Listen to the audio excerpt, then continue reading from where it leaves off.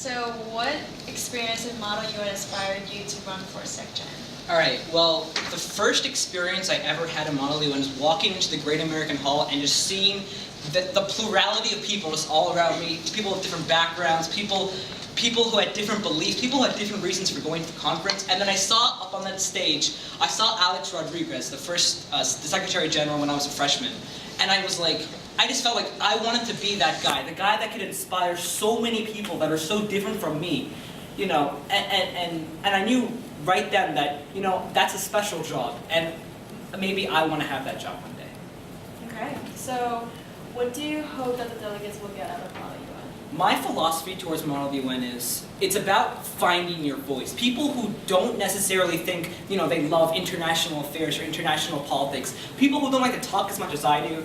People that, you know, may think that, you know, Model UN's not that fun and they just went for the dance or for the food or for, you know, Hershey or to get out of school. I think those people have to realize that, you know, Model UN is not about, you know, debate or the nuances. It's about realizing that young people, and this might sound corny, but it's about realizing that young people have voices. Young people have influence, and they can inspire others to make change happen in the world, and that's what Model UN's all about. Great. So my last question is, what's your least favorite thing about Model UN? My least favorite thing about Model UN, well, this takes me back to my freshman year when I was in General Assembly C, and I loved it. I loved going up there and talking to 140 people, and what I really didn't like was the debate was kind of, you know, it was kind of dominated by the same 10 people who just went up there and spoke all the time. And the girl sitting next to me was playing like Temple Run on her iPhone the whole time. And you know, that kind of breaks my heart a little bit because officers, you know, work really hard to make this conference as fun as it can be. And I think we need to find a way to reach out to these delegates who just aren't enjoying the Model UN experience as much as they should be. And that's what I think should really change. First, at the retreat, first thing that Curtis did, I remember when I walked into the room, was he handed us an envelope with a letter from our previous chairs.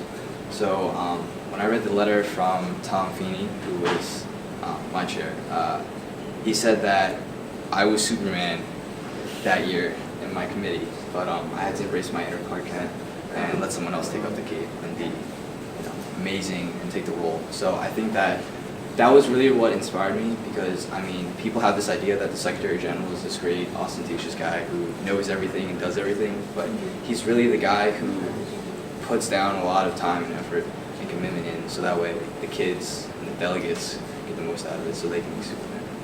So he's a selfless guy. So that and the quality of the officers that I saw really inspired me. So specifically, like, what do you want the delegates to get out of Model UN?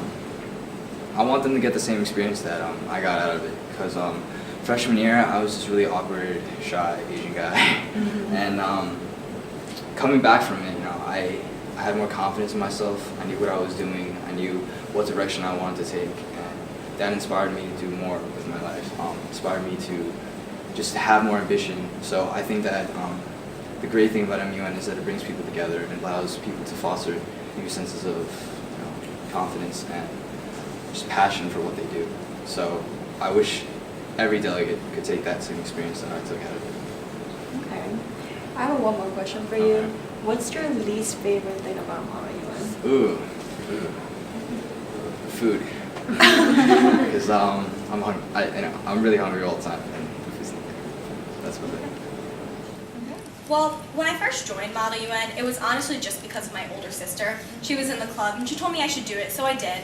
And then I wasn't expecting it to be anything fantastic. Like, I was expecting to have fun and debate, but I didn't really know, like, the impact it would have on me. And then my freshman and sophomore years, I was in SOCUM and then ICC. And I had really great chairs both times. I felt like by the end of my first conference weekend, I not only was more confident with public speaking, but I felt more knowledgeable about the world and global events in general. So at the end of my sophomore year, I was really inspired to just run for chair because I wanted to help actually create the conference, and I got it. Now I'm an ICCA officer, and I'm just inspired to take that to the next level and work with all our fellow officers to keep the conference a great success.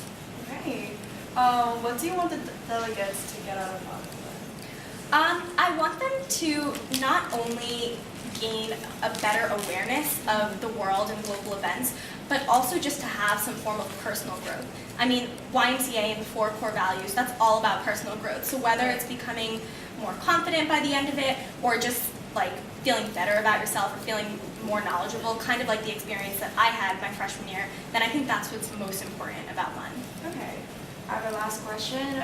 What's your least favorite thing about Model UN? Well, other than the fact that it's very, very tiring, like you come home from conference weekend and you're just worn out, I think right now Country Caucus is something that it really needs a lot of improvement, because it's meant to be a way to trade information with other people working on your country, but it tends to get chaotic and out of hand. But I know that's something that the officers are working on this year, so hopefully by the end of this conference I can say that it's no longer my least favorite. Okay, thank you. So do you think that the government shutdown has damaged the reputation of the United States in the eyes of the world? If so, how? I definitely have. If you look recently in the 1990s, after the Cold War, the United States was second to none in pretty much every single aspect. Our education system, our passion for improving our lifestyle, all of that, I think is significantly moved. And this is, I think, most evident in the Russian president's letter to challenging American exceptionalism, which I think that if it was 10 years ago, no one would have dared to even say something like that. So I think that the world is definitely watching America, as we are the bastion of freedom and economic prosperity. So I think that our inability to really focus in on fixing the problems of our own nation, they're starting to wonder how we can take those same actions and apply them into the international theater. So I think that our respect is definitely going down, and I think that our reputation is getting questioned.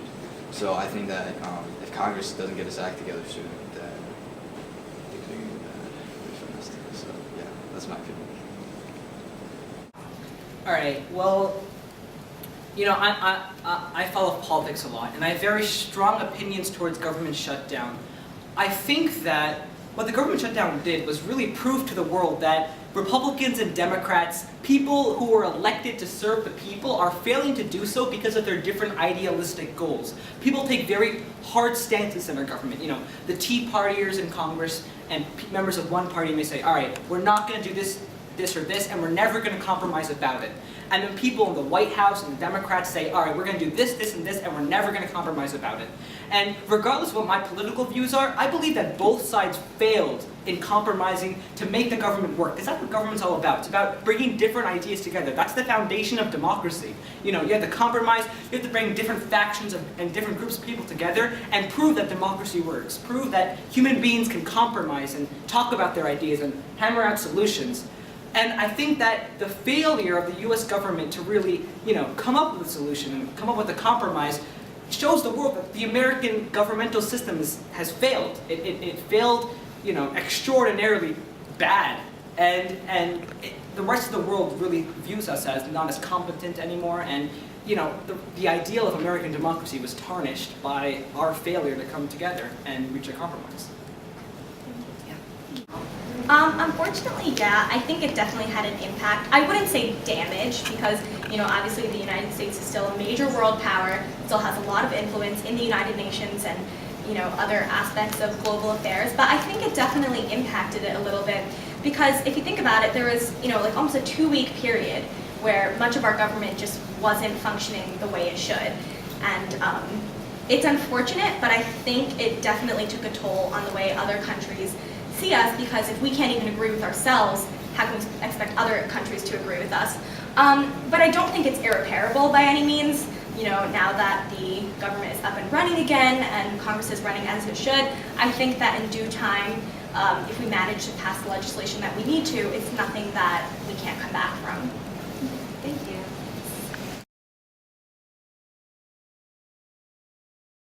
In light of recent events, such as the activism of Malala Yousafzai, how can we address the issue of unequal access to education globally? I think that cultural barriers in specific regions of the world really restrict female participation in the educational system. So I think that the first thing that's got to change is awareness and just spreading the idea and the notion and the sentiment that women are equal to men, which I think is very important. So for education, especially in developing countries, education is an issue that they all struggle with. I think that with higher education, you get a more efficient workforce, and with that you also get economic prosperity. So I think with that said, I think that developing nations need to especially focus on infrastructure and education, so that way their economies can grow and the people can become more aware of certain issues. I think the most important thing about that and this unequal opportunity that we have in terms of education is to raise awareness. Just like Malala has done by being so brave in her situation and sharing her story with the world, that's like a household name now. Everyone knows who she is and everyone knows about her struggle. So I think if we continue to raise awareness like that, then we'll be able to do things through nonprofit organizations that already exist, donations, building schools, things like that. And as long as people know about it, they will want to help. And then that way we can make the global change. I think that the UN serves as a global moderator. We serve as, the UN doesn't, the biggest criticism against the UN is that it can't do anything. It can't force anyone to do anything. But what the UN can do is set priorities for all of humanity. We can say, all right, this is important to us, this isn't as important to us. We can criticize some nations, we can compliment others. And I think, the thing the UN can do is encourage education equally for different groups of people. And I think as Model UN delegates, we can really try and exemplify the theme of equal opportunity by encouraging equal education standards across the world.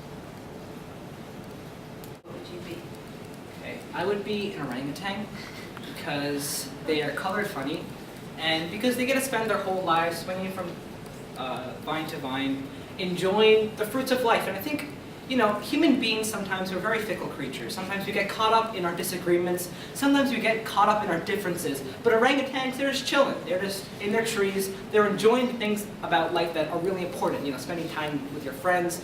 Enjoying the simple fact of being alive. And I think that also orangutans have a funny name, and I enjoy that. So yeah. Alright, so if you had $1 million, what would you do with it? Well, I think that over the summer, I visited the building in the Gates Foundation in Beijing, and I think that that was a really cool experience because I got to saw how these really rich guys can take their money and their capital and invest into something so good, and just be a force for good and change in the world. So I think that if I had $1 billion, I'd definitely use some of it for my own gain, but I would definitely put most of it into create a foundation or something like that. Like how the Clinton Foundation, you have the Bill and Melinda Gates Foundation, stuff like that. And I think that I'd find a cause that I'm really passionate about, and I think that for this, definitely I love MUN's theme for this year, which is equal opportunity. I think that that is such an important issue. I mean, even in America, where we say that every man is free, racial inequality and female inequality, this race, sex, all that stuff. I mean, the inequality in the world is just really astounding, and I think that if I could champion the cause, I think that I would pick that one too, that's for sure. If you had to say, what's been your weirdest memory at Model UN? Oh, wow, there are a lot of those. I think probably one of my weirdest ones was last year. My roommates and I were in our room after the dance on Saturday night, and I was trying to write my speech because I was running for chair the next day, and I was like, okay guys, this is what I have so far, can I run it by you? And we started out working, we honestly did. We were working on resolutions and things like that, but it just got crazy, and we didn't sleep until 3 in the morning. So that was weird, but fun at the same time, so yeah.